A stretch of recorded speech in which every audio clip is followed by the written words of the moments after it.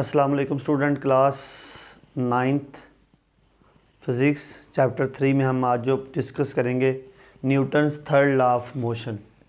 पीछे हमने 2 law discuss किए, मास एंड वेट, और आज हम करेंगे third law. Third law of motion में देखें, to every action there is always, to every action there is always an equal and opposite equal but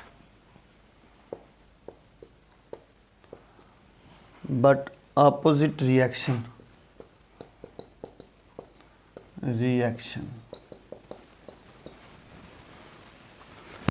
अब फ्रेंड थर्ड लॉ में कहता है हर एक्शन का एक रिएक्शन जो इक्वल होता है, लेकिन उसकी डायरेक्शन जो होती है वो मुख्तलिफ होती है।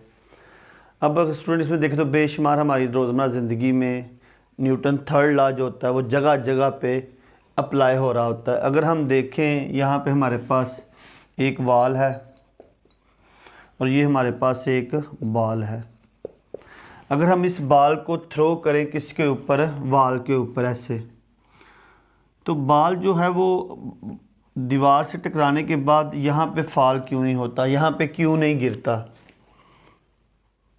क्योंकि थर्ड लॉ कहता है अब हमने अब इसे टकराया इसके साथ दीवार, तो ये क्या होगा, इसे टकराने के बाद वापस आ जाएगा हमारे पास। तो ये क्या था, एक्शन दीवार पे, और बदले में जो रिएक्शन, ये हमने एक्शन किया दीवार पर और बदले में क्या आया, reaction.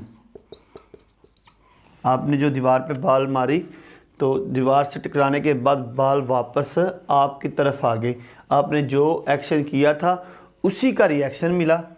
Every action there is always an equal. अब जितनी आप तेज़ी से बॉल मारेंगे, ज़ोर से बॉल मारेंगे, उतनी ही ज़ोर से बॉल जो होगी वो वापस आएगी, इक्वल बट अपोजिट। अब हमारी डायरेक्शन जो थी बॉल की वो दीवार की तरफ थी, और दीवार जब उसे टकराने के बाद उसकी जो डायरेक्शन थी वो हमारी तरफ थी। इक्वल था एक्शन, लेकिन दोनों की डायरेक्शन क्या थी, बट अपोजिट। ठीक है, रिएक्शन ठीक है, अपोजिट डायरेक्शन में अपोजिट हो जाते हैं। तो यही थर्ड लॉ होता है। इसके अगर हम देखें और एग्जांपल देख लें तो हमारे पास, अगर हम देखें, ये हमारे पास एक जो है वो टेबल है, ठीक है जी।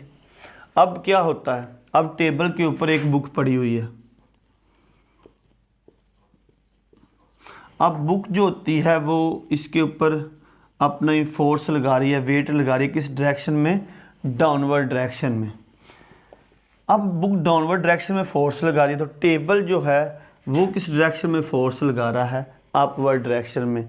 तो दोनों की फोर्स इक्वल हो, यानी ये बुक नीचे आ रही है तो वो ये इसका क्या था, एक्शन था, और बदले में टेबल ने क्या किया, रिएक्शन किया। तो किताब जो है वो उसी हालत में पड़ी रहती है। आमतौर पर आप लोग देखते हैं कि ये एक्सपेरिमेंट, कि एक हमारे पास बलून है,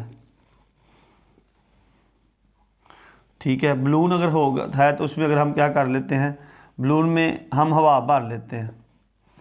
अब हवा भरने के बाद अगर हम इस बलून को, जैसे हमने इसे किसी रस्सी वगैरह से, किसी धागे वगैरह से नहीं बांधा हुआ, तो अब क्या करेंगे, आप इस बलून से क्या करते हैं, इसको छोड़ते हैं। तो जब आप छोड़ते तो हवा जो होगी वो इस रास्ते से कहाँ निकलेगी, पीछे की तरफ। तो जैसे ही छोड़ेंगे बलून जो होगा वो क्या करेगा, अपवर्ड डायरेक्शन में जाएगा, जबकि जो एयर होगी वो कहाँ जाएगी, डाउनवर्ड डायरेक्शन। तो जब एक्शन होगा तो हवा जो होगी वो नीचे की तरफ, और जो बलून होगा ये क्या होगा, ऊपर की तरफ। यानी एक्शन और reaction same but opposite direction में होंगे। इसी तरह अगर हम देखें, हमारे पास एक रॉकेट है, तो रॉकेट में क्या होता है, बेशुमार जो होती हैं वो गैसेस जो होती हैं वो अमल कर रही होती हैं, ठीक है। अगर हम रॉकेट बना लें, किसी भी तरह का रॉकेट है फॉर एग्जांपल, तो अब इसकी जो टेल है, इसके अंदर जो होती हैं वो बेशुमार जो होती हैं ना, वो गैसेस जो होती हैं वो रश कर रही होती हैं डाउनवर्ड डायरेक्शन में, नीचे की तरफ इस सिमत में। और जैसे ये करती हैं सिमत में, तो रॉकेट जो होता है वो कहाँ पे मूव कर रहा है बड़ी, क्योंकि इसकी जो शिद्दत होती है बहुत ज़्यादा होती है। तो जितनी शिद्दत से एक्शन हो रहा होगा उतनी ही शिद्दत से क्या होगा, रिएक्शन होगा। और रॉकेट जो होगा वो बड़ी तेज़ी से ऊपर की तरफ जाएगा, गैसेस नीचे की तरफ आएंगी एक्शन, और बदले में जैसे बलून की तरह हवा निकल आती है तो बलून ऊपर जाता है, इसी तरह रॉकेट्स में भी ऐसा ही होता है कि एक्शन और रिएक्शन होता है, गैसेस नीचे की तरफ ज़मीन की डायरेक्शन में, और रॉकेट जो होता है वो ऊपर की डायरेक्शन में मूव कर रहा होता है। और यही थर्ड लॉ है, to every action there is always an equal but opposite reaction. ठीक है, हर एक्शन का एक रिएक्शन जो मकदार में बराबर होता है, लेकिन उसकी जो डायरेक्शन होती है, सिमत जो होती है, वो मुखालफ होती है। इसमें हमने रोज़मर्रा ज़िंदगी में मैंने कहा बेशुमार एग्जांपल है हमारे पास।